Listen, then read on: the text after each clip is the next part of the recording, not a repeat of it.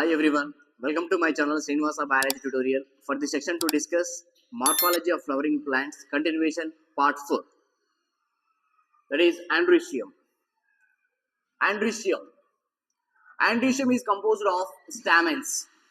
Each stamen, which represent the male reproductive organ, consists of a stalk, filament, and anther. Mostly here, the androecium consists of as in the stalk, filament, and then anther. Now, each anther is usually they're bilobed, and each lobe has two chambers as present. For example, you take as one complete, their anther you take. Here they have how many chambers? The two chambers is present. The pollen sacs, here the two chambers and the pollen sacs also they present. Now, the pollen grains are produced pollen sacs. The sterile stamens is called as a staminode. If in case this enter the pollen grains to get participate, they are functional. That is completely called as a pollen grains. But in some pollen grains are non-functional. That enter the stamens are called as a non-function. Here they are non-functional. The stamens are called as they are staminodes. You call as staminodes. Okay, like next, the stamens of the flower may be united with other members such as petals among themselves. Then the stamens are attached to the petals. They are called as an epipetalous condition. If in a case here you take as any one particular flower, in this flower that has what the stamens as present. Here in these stamens they get fused with as any the petals. Such condition is called as what? Epipetalous condition. You see the best example is what? Brinjal, Solanum melangina, brinjal. And then or in that condition, in that epipetalous condition, you see as an epiphyllous condition also, when the attached to as in the periantha, the flowers you see in the members of lily. Here completely the tepals are fused with, tepals are nothing but what? They are they're completely petals and sepals, they are called as tepals. These are completely they're fused with as stamens, that is called as epiphyllous condition. You see the members of the Allium canadeum lily.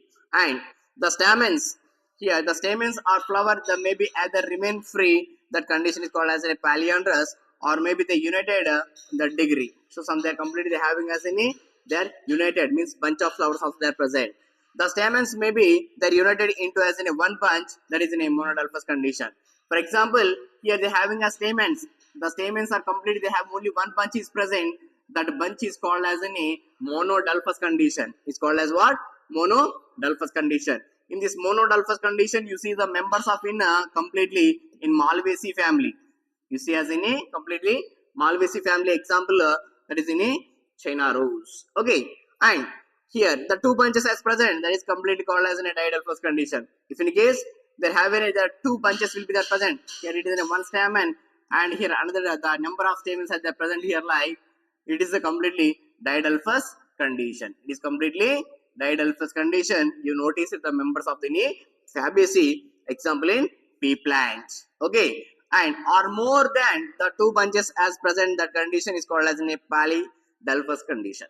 The number of more than that 3 or 4 is present, the condition is called as a polydelphous condition. You see the members of completely in citrus. Okay, these are the, and there are maybe their variation of the length, the filament within the flower. You see example in a salvia and then mustard. Here various length also they are present. You see the members of in a salvia as well as in a mustard species. Now after the female reproductive organ, that is in a gynoecium. The next one is what? Gynoecium. See, in that gynoecium is the female reproductive part of flower and the made up of one or many carpels. Here you take as in one particular gynoecium. The gynoecium consists of as in one or more carpels as present. Now carpel consists of the three parts, namely that stigma, style, ovary. You take as in one completely one carpel consists of as in the three parts as present. One is in they are stigma and style and then ovary. They consider of as in three parts is present: stigma, style, and then ovary. And ovary is the enlarged, the basal part of which is lies that elongated tube-like style, and their style connects with as an ovary of the stigma is present. So here the ovary is complete there. The below the ovary is present, the terminal part is in stigma is present. In this between two, they are connected with as in the long tube-like structure is present. That tube-like structure is called style. Okay, now the stigma is usually the tip of the style and the receptive surface of the pollen grains. So, for example, it is in a completely stigma, it is a style, it is the ovary. So, in the stigma, to get act as in a surface of the in a ovary, and it get act as in a platform of the pollen grains. And the each ovary bases one or more ovules are attached, they are flattened, they are incompletely. Here cushion like placenta. So here the complete in this part you are called as an cushion like placenta is present. One mostly when then more carpels present, then maybe they're free. You see the members of the lotus and rose, and they are completely apocarpus condition. Here mostly their free condition. The entire the ovules they get free. That condition is called as an apocarpus condition. If in case they're completely their fused condition, that completely called as an syncarpus condition. You see they're members of the mustard and tomato. Mustard and tomato. Next, after the fertilization, the ovules are developed into the seeds. Ovary it's mature into as a fruit. Here ovules develop into seeds, and here completely the ovary is developed as a fruit. These are in a seeds. These are completely in a seeds. Okay. Now here what is that placenta? Here what is that placenta? See, before we first discuss what is that in a placentation. What is that placentation? See, the placentation means here the arrangement of ovules within the ovary known as any placentation. Here they are completely it is in a ovary, right? In this it completely in a ovary. In this ovary, how do the ovules are arranged? In that ovules are how do they get arranged? That condition is called as any completely placentation. That is called as any placentation. Now here the placentation are different types, namely like as a marginal placentation, axial placentation, parietal placentation, basal placentation, central and the precentral placentation. Here the different types of placentations is present. Now first you discuss the marginal placentation. See, this is a marginal placentation. The under the ovules they are arranged with as in the reds of the see they are completely arranged as in the reds of the end. Now example see that in members of the Fabaceae. Example is members of the Fabaceae. Now see here they can clearly the marginal placentation, the placenta that ridge along with the ventral suture of the ovary, and the ovules are born their ridge formed into as in two rows. The two rows they're completely their ovules are ventrally, the dorsiventrally they get arranged. Dorsiventrally to get ovules are arranged. And then example see that members of the Fabaceae, pea plant, pisum. And then when the placenta the axial and the ovules are attached to the multilocular ovary, that placentation is called as an axial placentation. Example China rose, tomato, and then lemon. See here in the middle part they have as a number of the ovules are to get arranged here. This is called as an axial placentation. Next, the parietal placentation, the ovules developed into the inner wall of the ovary or peripheral part. The inner wall, here mostly the ovules are they get arranged as in the inner wall of the ovary. The inner wall of the ovary, here the ovules are get arranged. That is called as what? Completely parietal placentation. Next, the ovary is the one chambered, but the belongs to as in a two chambered due to the formation of the false septum. Examples in the mustard. See, actually it is in only one chamber, but it is coming to appear as in the two chambered forms. Example here mustard, because their forms as in a repulum means false septa will be there produced. Okay, next mustard, and then argivan also the best example for the parietal placentation. Next, after in the dianthus and primrose, the placentation is called as a free central placentation. In the dianthus, they completely in that dianthus here the free central because the central part that number of ovules they having as a freely, so that is called as a free central placentation. Example in dianthus and then primrose. And last one, the basal placentation. See, in the basal placentation, the placenta develops at the base of ovary, the single ovule to attach on that in a sunflower and marigold. See, in the basal side, they complete their ovule to get attached. Example, you seen that members of the in a sunflower and then marigold. Okay, these are the completely the essential parts of the in a family the flower, that is an androecium and then gynoecium. Okay, next after fruit. Next one, fruit. Here, what is the fruit? The fruit. The fruit is characteristic feature of the flowering plant. It is the matured, ripened ovary developed after fertilization. The fruit is formed without fertilization. The ovary is called as a parthenocarpic fruit. Already before we discussed here, after the fertilization, the entire the ovary is developed into as what? Fruit. In this ovary developed into as a fruit. He is saying that one only. The future, the flowering plants, the mature, ripened ovary developed after fertilization to get forms as any fruit. Sometimes without fertilization, here to get forms as any fruit, that is called as any parthenocarpic fruit. Example, Musa paradisiaca, banana. Banana is the best example for the parthenocarpic fruit. Here, generally, the fruit consists of a pericarp, the seeds. The pericarp dry or fleshy. When the pericarp they thick or fleshy, the pericarp is fleshy or not, they are based on the different types of the fruit layers as present. There is an epicarp. Outermost is a epicarp, middle one is in a mesocarp, innermost is in a endocarp.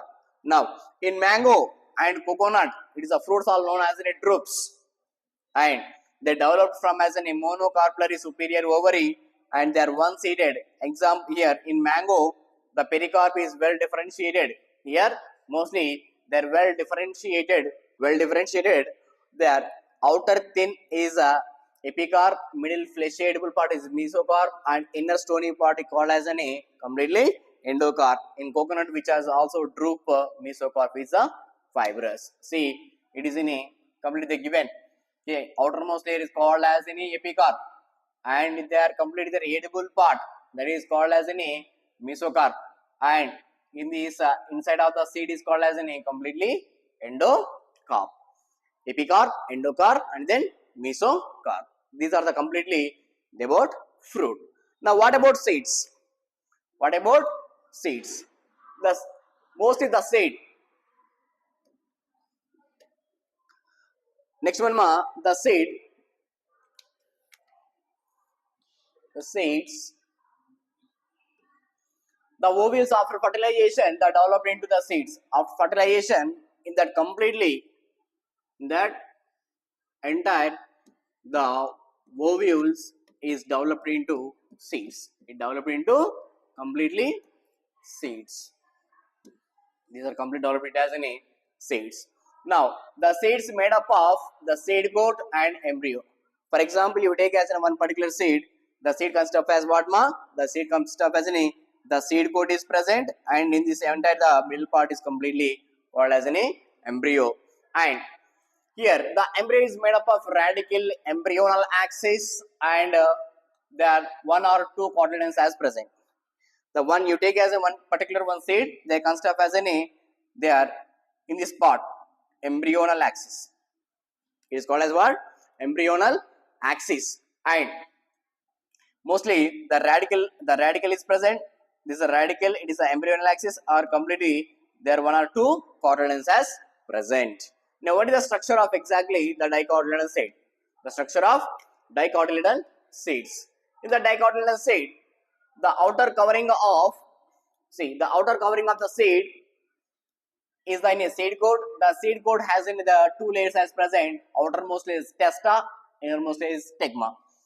For example, you take as a one particular seed. In this seed has in two layers. Outermost is in their testa, and innermost layer is called as in stigma. Innermost layer is called as in a, that is in a tegma. Okay, and in the hilum there is a scare of the seed coat through the which develop into as a seed attached to the fruit. So in that region is called as in a their hilum region. It is to get forms as in a scare. It is to get forms as in a scare of the fruit. Next, above the hilum the small pore is present, that is in a micropyle. See here the small pore is present. In the small pore is called as what? In that small pore. See here in that small pore is called as in a micropyle. And after within the seed coat is the embryo that consists of as an embryonal axis, the two cotyledons. Here the already they say about as in that embryonal axis is present and then two cotyledons is present. Now the cotyledons are the often the fleshy, the full reserved food material. So this total cotyledons to get resolve the food materials means the fleshy food materials to completely they get resolved. And at the two ends of the embryonal axis, the presence of the radicle and plumule. So after here completely in that part,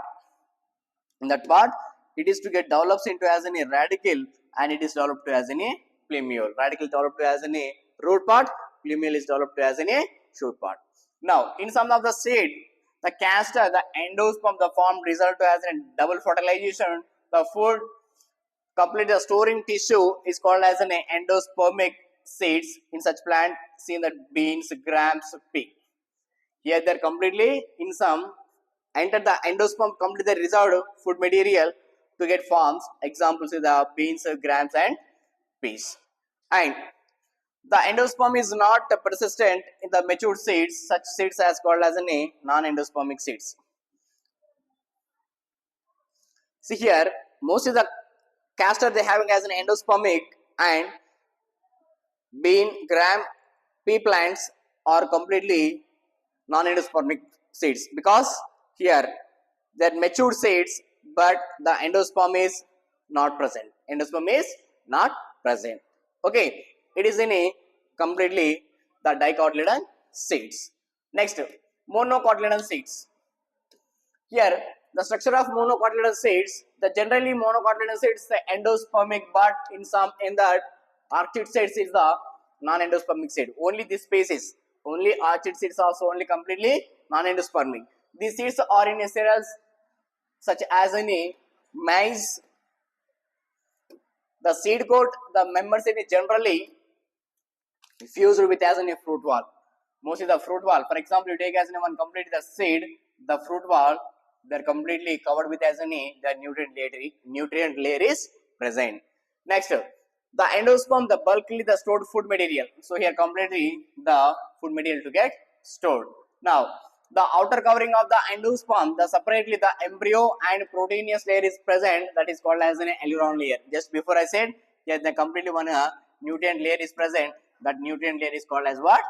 Completely aileron layer. Next, the embryo is a small situated groove like one end the endosperm. It consists of as an one large shield shaped structure is present, that is the scutellum, the shoot axis of in a plumule and radicle.